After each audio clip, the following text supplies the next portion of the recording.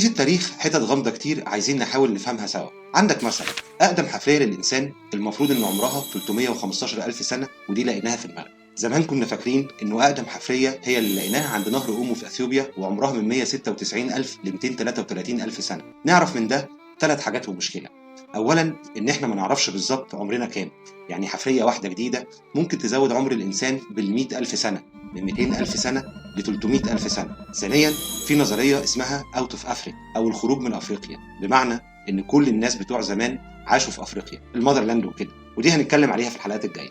ثالثا انه في سلالات شبه الانسان او ممكن تكون انسان برضه، ودول ممكن يزودوا عمر الانسان حبه حلوين فوق ال 300 الف سنه دول، ودول برضه هنتكلم عليهم في الحلقات الجايه. المشكله بقى انه اقدم كتابه تاريخيه او اول تدوين اللي بيحصل على حد ملايين لغايه دلوقتي هو لوح ديسبيليو اللي لقيناه في اليونان سنه 1993. اللوح ده بيرجع تاريخه ل 7260 او 5250 قبل الميلاد.